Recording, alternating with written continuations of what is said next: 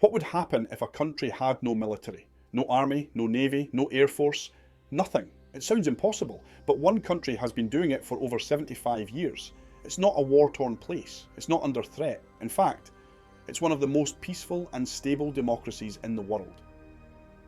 This is the story of Costa Rica, the country that chose education over war, trees over tanks, and people over power. And it's still standing strong today. The year was 1948. Costa Rica had just come out of a brief but bloody civil war, one of the worst in its history. Over 2,000 people died. After the war, José Figueres Ferrer, the leader of the victorious side, stood before the people in the capital, San Jose. And he did something no other leader had done. He abolished the military, not just reduced it, not temporarily suspended it. He removed it from the constitution, from the budget, from the country. His words were simple. The army is a thing of the past. And with that, Costa Rica became the first country in the world to voluntarily disarm. So what did Costa Rica do with the money they used to spend on weapons, soldiers, and war? They reinvested it into education, healthcare, and the environment. Schools were built, literacy rates climbed, a public health system was expanded, and Costa Rica became one of the first nations to prioritise nature conservation at a national level. Today, over 98% of its electricity comes from renewable sources, and over 25% of its land is protected as a national park or reserve.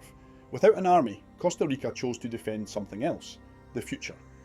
In the 75 years since it disbanded its military, Costa Rica has maintained stable democratic elections, avoided major internal conflict, become one of the safest countries in Latin America, and attracted millions of visitors every year. It ranks high in happiness, literacy, and life expectancy, and it's often referred to as the Switzerland of Central America. Not because it's rich, but because it's neutral, peaceful, balanced. Of course, it's not a perfect story. Costa Rica still has police and a public security force to handle crime, drug trafficking, and emergencies, and it has strategic partnerships with other nations, including the United States, in case of foreign threats.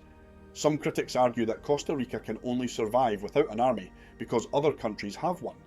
Others say the disbanding of the army hasn't solved economic inequality or corruption.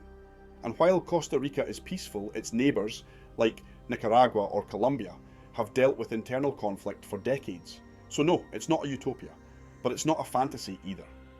Costa Rica is an example of what happens when a country imagines peace and actually builds it. When war isn't the first answer, when people are taught to solve problems with words, not weapons, and when governments use power to protect life, not end it. It's a story that reminds us that security doesn't always mean strength. Sometimes it means trust, community, and a willingness to choose differently. Costa Rica didn't just remove the military, it replaced it with hope.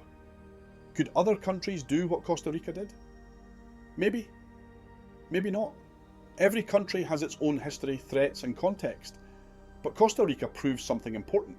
It's possible to choose peace, even when it's unpopular.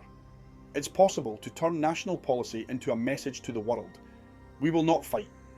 We will invest in life instead. That message may not work everywhere, but it's worth remembering, because peace is a choice, and sometimes it works. Costa Rica isn't perfect, but it's powerful, in the quietest way. A country that chose not to fight, that chose books over bullets, that chose to plant forests instead of fund warfare, and somehow it has survived. Not by being the strongest, but by refusing to become a soldier at all. Maybe peace doesn't need to be fought for. Maybe, sometimes, it just needs to be protected. Thanks for exploring from home with me.